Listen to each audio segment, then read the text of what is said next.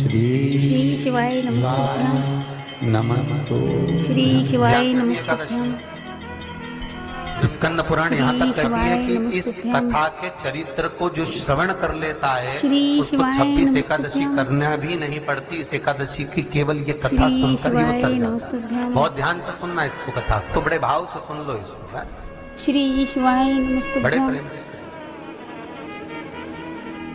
इसलिए सारी एकादशियों में निर्जला एकादशी की महत्वता शास्त्र प्रमाण करता है। महाराज निर्जला एकादशी का उद्यापन जो करा जाता है, उसका उद्यापन और प्रदोष का जो उद्यापन करा जाता है, इन दोनों का क्रम लगभग एक जैसा ही। तो निर्जला पहुंचे है, और निर्जला ने जाकर भगवान नारायण से निवेदन करा। भगवान विष्णु ने पूछा, क्या बात है निर्जला, आज तुम खेलती हुई यहां पर आकर खड़ी हो गई, क्या हुआ क्या है? क्या तुमको गौलोक धाम में आनंद की अनुभूति नहीं हो रही जो तुम वैकुंठ में आई हो? निर्जला घूमती घूमती भगवान के सम्मुख में पहुंच गई। भगवान ने पूछ रहे हैं, बार बार पूछा, निर्जला हुआ क्या तुमको? श्री शिवाय नमस्तुभ्यं। ए निर्जला, श्री शिवाय नमस्तुभ्यं। हुआ क्या है? श्री शिवाय क्या कारण है तुम्हारे नमस्तुभ्यं। यहाँ आने अगर का? आपको वीडियो अच्छी वैकुंठ लगी है तो पहुंचने प्लीज वीडियो को लाइक करें, चैनल को सब्सक्राइब करें और मेरी वीडियो शेयर करना बिल्कुल ना भूलें। बहुत ध्यान देना महाराज। शास्त्र कहता है सोमवार, मंगलवार, बुधवार, गुरुवार, शुक्रवार, शनिवार, ये देवता वो देवता सबके व्रत कर लो, सारे व्रत कर लो, पर ये व्रत आपको परमात्मा के धाम तक लेकर नहीं जा सकते, क्योंकि इनका जो पुण्य है वो मृत्यु लोक में आप थोड़ा सा भी गलत करते हैं तो पुण्य समाप्त हो जाता है। पर हिंदू धर्म के 3 व्रत ऐसे बता दिए जिन व्रतों का पुण्य समाप्त नहीं हुआ।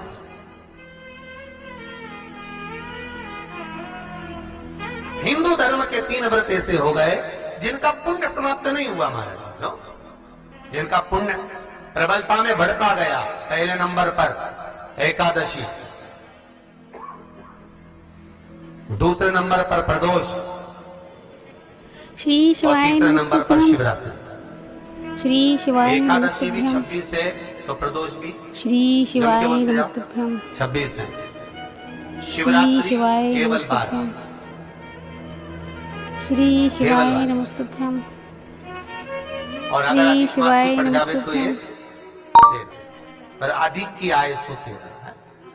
तो यहाँ शास्त्र कह रहा है कि 3 व्रत हमारे यहाँ जिनका पुण्य समाप्त नहीं हुआ, जिनका पुण्य प्रबल हुआ, बड़ा, इसलिए आज भी माता एकादशी का व्रत करती है। और एकादशी का व्रत कर कर अगर कोई जीवात्मा को देते हैं, कोई मर भी गया तो उसको एकादशी का दान देते हैं।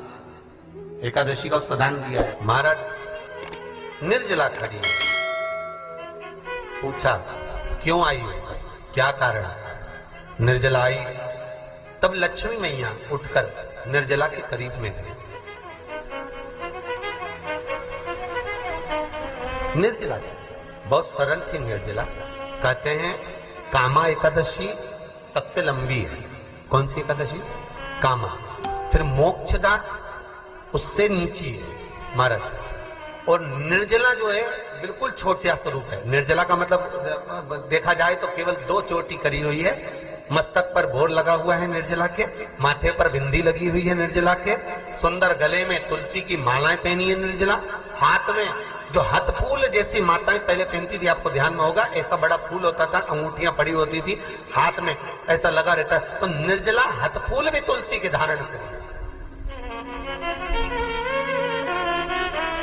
बड़ा सुंदर स्वरूप है माता निर्जला का महाराज। छोटी है तो माता लक्ष्मी उनके पास में गई और निर्जला से जाकर पूछा, निर्जला तेरे आने का कारण क्या है, तू बता।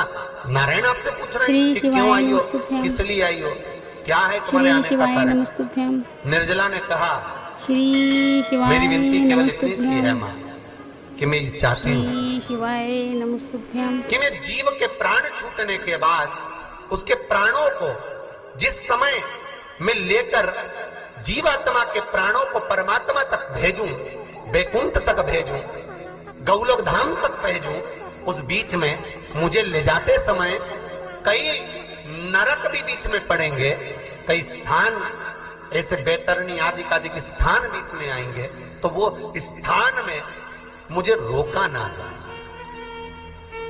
मैं सीधे भगवान के धाम पहुंच जाऊं। ऐसी कृपा, ऐसी दया। जितनी माताएं एकादशी का व्रत करती, बहुत ध्यान से सुनना आज की कथा को, शायद जिंदगी में मिली ना मिली, पर ये कथा का रिश्ता तो बहुत ध्यान से सुनना। स्कंद पुराण यहां तक कहती है कि इस कथा के चरित्र को जो श्रवण कर लेता है उसको 26 एकादशी करना भी नहीं पड़ती। इस एकादशी की केवल ये कथा सुनकर ही वो तर जाता है। बहुत ध्यान से सुनना इसको, कथा को। सबसे पहला नियम एकादशी व्रत का, सबसे पहला नियम है कि आप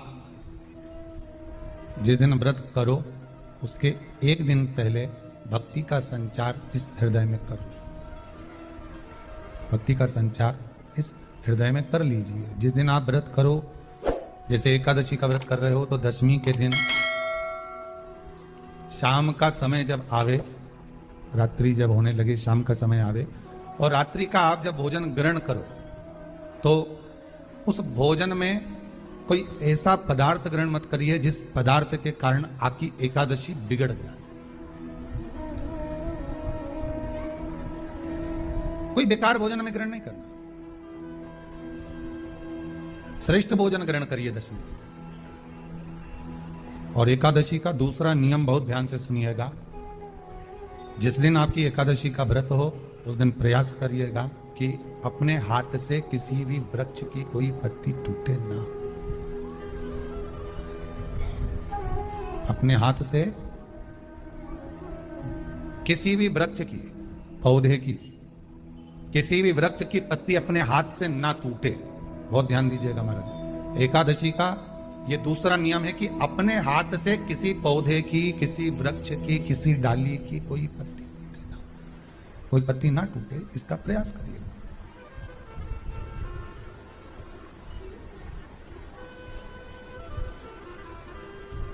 कितना सुंदर व्याख्यान कहा है, कितना सुंदर वर्णन है महाराज कि मात्र एकादशी का व्रत कर लेने पर, मात्र एकादशी का व्रत कर लेने पर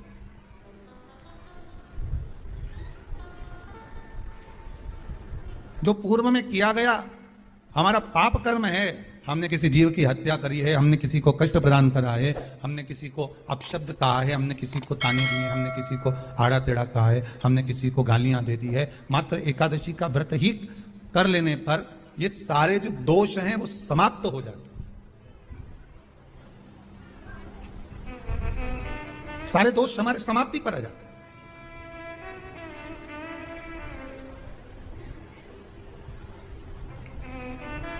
अब एक विचार करिएगा थोड़ा सा अपने मन में, अपने चित्त में, अपनी वृत्ति में एक बात उतारिएगा।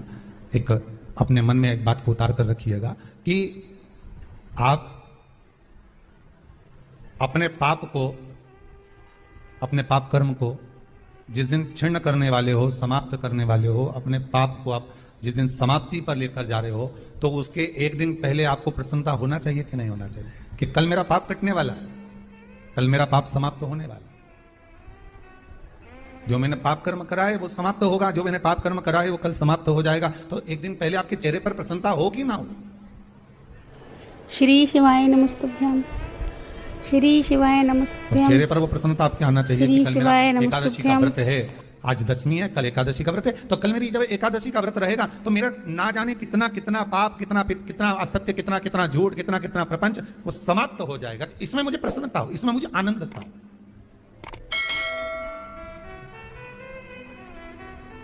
अगर आपको वीडियो तो क्या कहा गया कि प्रयास करिएगा कि एकादशी के दिन कोई वृक्ष की, कोई डाली की, कोई कोपल की कोई पत्ती ना तोड़ी जाए। क्यों? तो कहा अगर उस पत्ती को हम तोड़ देते हैं, वृक्ष की पत्ती को या क्यारे में लगी हुई कोई डाली की पत्ती को हम तोड़ देते हैं तो एकादशी का पुण्य फल प्राप्त नहीं होता।